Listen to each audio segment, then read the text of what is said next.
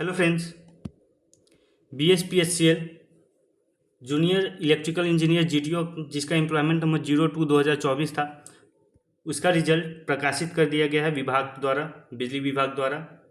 ये आपका रिजल्ट हो गया और ये रिजल्ट 1:1 के रेशियो में DV के लिए बुलाया गया है। इसका डॉक्यूमेंट वेरिफिकेशन 1:1 के रेशियो में बुलाया गया है।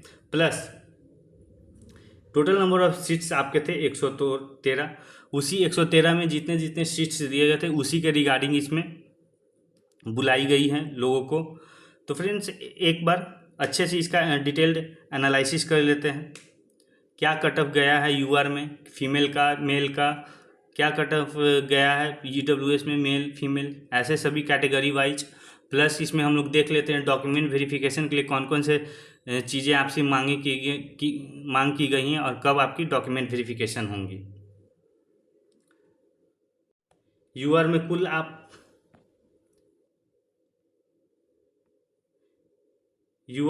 आपको 55 लोगों का रिजल्ट दिया गया है, जिसमें जो कट ऑफ है आपका UR मेल के लिए आपका गया है 72 पॉइंट। ये जो कैंडिडेट हैं वो जो कट ऑफ एक लास्ट कैंडिडेट का जो नंबर होता है उसको कट ऑफ माना जाता है। ये आपका UR मेल का कैंडिडेट का UR का कैटेगरी का मेल का हो गया और ये आपका हो गया UR फीमेल का 72.4701 आपकी UR फीमेल का है। प्लस इसके बाद हम लोग आगे का रिजल्ट देखते हैं। EWS में आपको टोटल 11 सीट्स के लिए DV बुलाई गई 11 लोगों को, जिसमें 3 फीमेल्स हैं। ये आपका फीमेल का 68.9323 नंबर गया है, जबकि मेल का 67 पॉइंट, EWS में 67.4969 कट ऑफ है। SC में एक कैटेगरी थे तो उनका एक रिजल्ट दिया गया जिसका कट ऑफ 66.5022 गया है। SC कैटेगरी में आपका 17 लोगों का रिजल्ट दिया गया है, जिसमें फीमेल का 66.9274 कट ऑफ गया है और मेल का 67.4969 कट ऑफ गया है।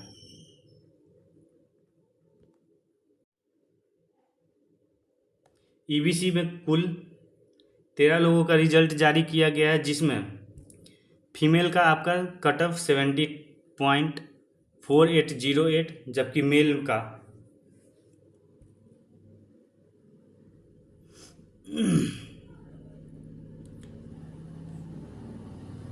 इसमें FF कैटेगरी के लोग भी हैं, इसी में से FF कैटेगरी के लोगों को भी उठाया गया है, लिया गया है, जिस कारण से इसका कट ऑफ थोड़ा सा डाउन गया है और ये मेल कैंडिडेट हैं।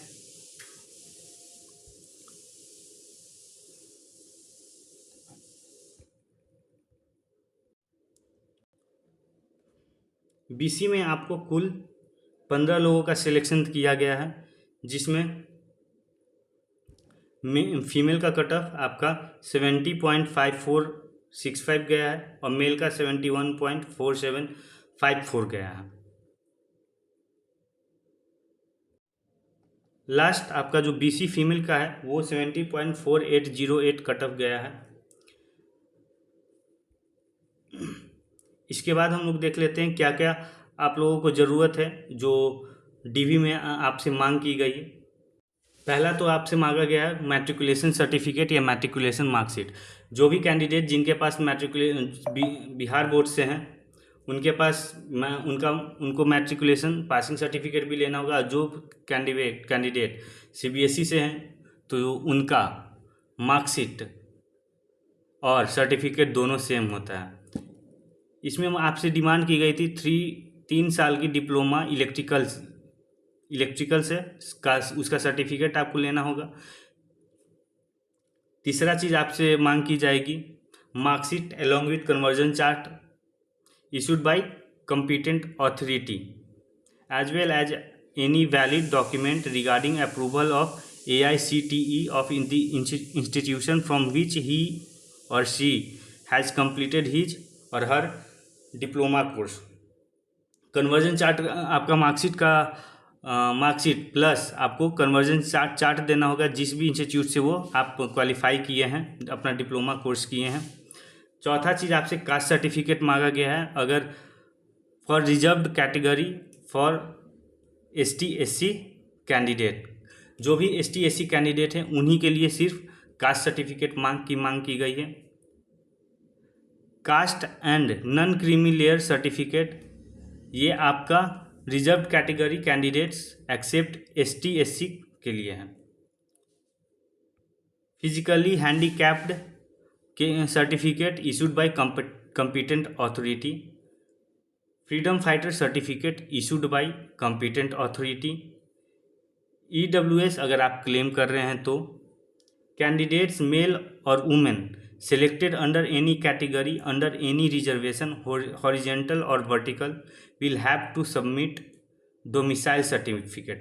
आपको अपना डोमिसाइल सर्टिफिकेट देना होगा। आपके पास परमानेंट सर्टिफिकेट है तो बहुत बढ़िया, आपके पास टेम्पररी है तो अगर आप बिहार के रेसिडेंशियल नहीं हैं इट मीन्स तो उस केस में आपको रिजर्वेशन का फ़ायदा नहीं मिल पाएगा। कैंडिडेट्स का CVT का कॉपी, NOC अगर आप वर्किंग में हैं तो आपको NOC चाहिए होगा।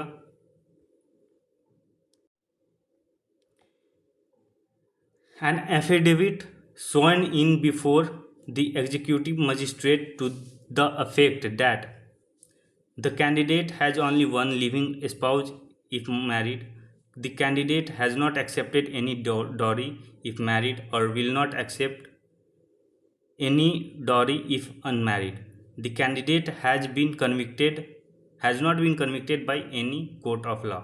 आपको एक एग्जीक्यूटिव मजिस्ट्रेट के सामने अपना एक एफिडेविट बनवाना होगा। अगर आप उसमें 3 केसेस हैं, अगर आप मैरिड हैं तो और आपकी एक ही जीवन संगनी है तो आपको उसका एफिडेविट बनवाना है। दूसरा, आपको अगर आप मैरिड हैं तो आपने दहेज नहीं लिया है, अगर आप अनमैरिड हैं तो आप दहेज नहीं लीजिएगा, इसका है। तीसरा आपका एफिडेविट है the candidate has not been convicted by any court of law, आप किसी भी कोर्ट ऑफ लॉ द्वारा पनिश्ड नहीं हैं, आपको उसमें दोषी नहीं साबित किया गया है, इसका आपको एफिडेविट लेना होगा। फिर आपको medical certificate issued by government civil surgeon, assistant civil surgeon, medical officer, किसी से भी आपको लेना होगा। गवर्नमेंट सिविल सर्जन से भी आप मेडिकल सर्टिफिकेट ले सकते हैं, असिस्टेंट सिविल सर्जन से भी, या फिर आप BSPHCL के मेडिकल ऑफिसर से भी। एक बॉन्ड आपको साइन करना होगा नॉन जुडिशियल स्टैम्प पेपर पर 100 रुपये का, जिसमें लिखा होगा कि अगर आप 2 साल अपना प्रोबेशन पीरियड कंप्लीट करने के पहले छोड़ रहे हैं तो आपको 50,000 रुपया जुर्माना कंपनी को देना होगा। ये 50,000 रुपये आपको जुर्माना देना होगा अपने 100 इस चीज़ का आपको बॉन्ड बनवाना होगा 100 रुपये का नॉन जुडिशियल स्टाम्प पेपर पर। 15वां नंबर आपका हो जाएगा आधार कार्ड। 16वां नंबर हो गया 2 colour photographs as same as uploaded at the time of submission of application form. ठीक है, ये सारी चीज़ें आपको डॉक्यूमेंट्स में लेके जानी है फ्रेंड्स, और ये चीज़ मैक्सिमम चीज़ें आपको अपने सारे दूसरे BSPHCL एग्जामिनेशन में भी रेडी रखनी होगी। अब सबसे महत्वपूर्ण बात आपकी ये है कि आपका ये BSPHCL का जो रिजल्ट आया है उसका डॉक्यूमेंट वेरिफिकेशन कब होगा, तो ये आपको डॉक्यूमेंट वेरिफिकेशन 20/8/2025 9:30 बजे विद्युत भवन 5th floor multipurpose hall BSPHCL Jawaharlal Nehru मार्ग पटना में होगी। ठीक है, इस डेट को जो सारे कैंडिडेट्स याद रखें, 9:30 बजे से ये आपकी स्टार्ट होगी 20 अगस्त को, आज से 6 दिन बाद। तो जो भी कैंडिडेट्स है अपने सारे चीज़ें रेडी रखने के लिए तैयार हो जाएं और एक बॉन्ड भी बनाने के लिए रेडी हो जाएं कि इस जॉब को छोड़ने के पहले आप 100 रुपये का बॉन्ड कि 100 रुपये के स्टाम्प पर बॉन्ड बनवाना होगा कि आप 2 साल के पहले नौकरी नहीं छोड़िएगा। अगर छोड़ते हैं तो फिर आपको 50,000 रुपया जुर्माना कंपनी को देना होगा। फिलहाल के लिए फ्रेंड्स इतना ही। इसके रिगार्डिंग मैं और भी वीडियोज़ बनाऊंगा। लाइक और सब्सक्राइब करना बिल्कुल ना भूलें। धन्यवाद। जय हिंद।